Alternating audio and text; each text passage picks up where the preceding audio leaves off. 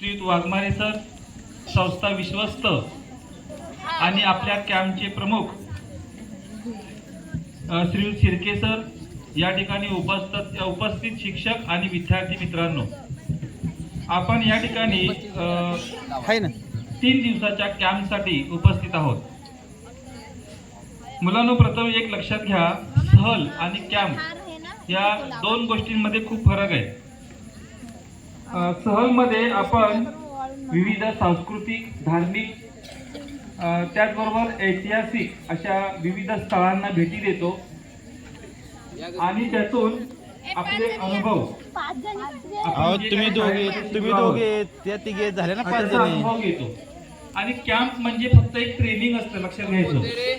आणि तुम्ही असा समज करून घेतलाय कॅम्प म्हणजे फक्त मजा करायची, एन्जॉय करायचा, पण तसं नाहीये. 3 दिवसाच्या कॅम्प मध्ये आपल्याला बरंच काही शिकायचं असतं. आपण शिकण्यासाठी आलोय, फक्त एन्जॉय करण्यासाठी. म्हणजे आपण जेव्हा शाळेमध्ये येतो तेव्हा केस विंचरण्यासाठी देखील आपल्याला आई लागते, पण इथं आल्यानंतर आपलं ताट स्वतः धुवायचं असतं. स्वतःचे कपडे देखील स्वतः धुवावे लागतात आणि साफसफाई देखील स्वतः करायची असते. मगाशी मी पाहिलं की बऱ्याच मुलींना मी इथे साफसफाई करण्यासाठी बोलवलं तर लाज वाटली, म्हणजे अपमान वाटत होता की आपण कसे साफसफाई करायची. याचा अर्थ ते घरी कधी आईला मदतच करत नाहीत. मग हे संस्कार तुमच्यावर होत आहेत का? तर एक गोष्ट लक्षात घ्यायची आहे की आपण इथं शिकण्यासाठी आलोय, आपल्याला स्वावलंबी बनायचंय. 1 नंबरचे उद्योजक ज्यांचं काही दिवसांपूर्वी निधन झालं, रतनजी टाटा, म्हणजे सगळ्या जगातील किंवा भारतातील सगळ्यात जास्त श्रीमंत, पण आपली संपत्ती त्यांनी जनतेसाठी दान केली आणि म्हणून श्रीमंतांच्या यादीमध्ये त्यांचं कुठेच नाव नाही. ते देखील स्वतःची कामं स्वतः करत होते, पण तुम्हाला लाज वाटते. म्हणजे आपण कुठल्या दर्जाचे आहोत हे आपण लक्षात घेतलं पाहिजे. तर पुढील जो आपला कालावधी राहिलेला आहे त्यामध्ये आपण कसं वागायचं आणि इथून गेल्यानंतर घरी किंवा शाळेमध्ये आपण कसं वागायचं हे तुम्ही ठरवायचंय. तर आपल्याला आपलं जीवन बदलायचं असेल तर आपण पहिल्यांदा स्वतः बदललं पाहिजे.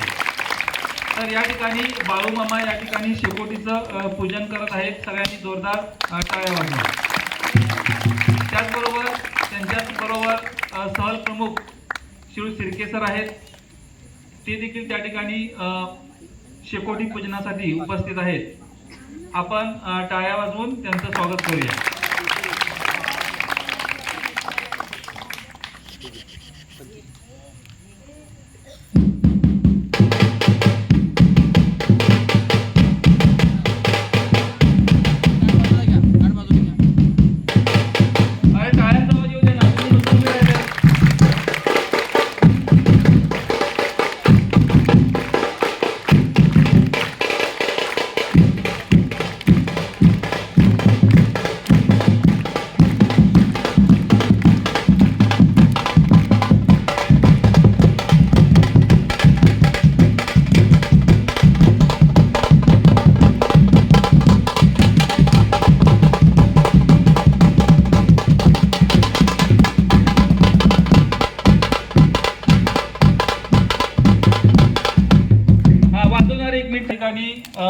अग्नी देण्यात आलेला आहे, ज्वाला निर्माण झालेल्या आहेत आणि त्या ज्वालांच्या छायेमध्ये आपण सर्वजण या ठिकाणी उपस्थित आहोत.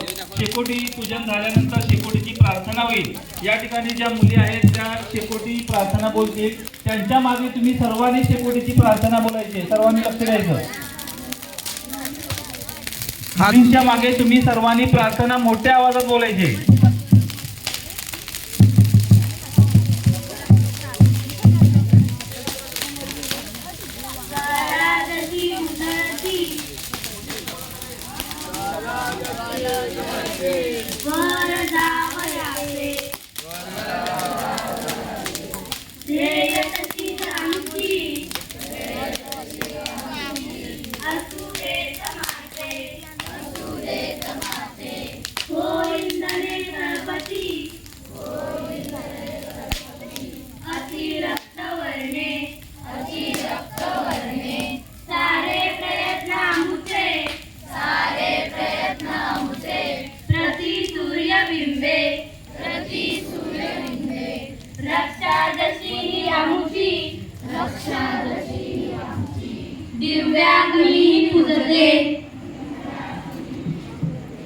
ते जगती हो आमच्या सुखाचे दिव्यांगी जैसा उसळी आम्हाला बंधुत्व भाव अन तो उजळो जगाला.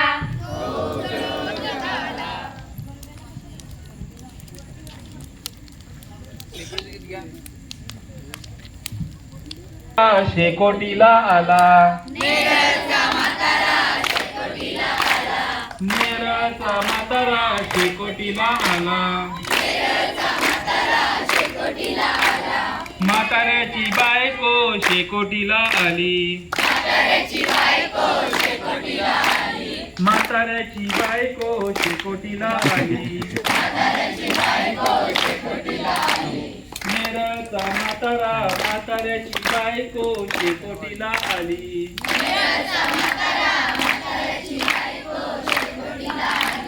नेरळचा म्हातारा शेकोटीला आला. नेरळचा म्हातारा शेकोटीला आला.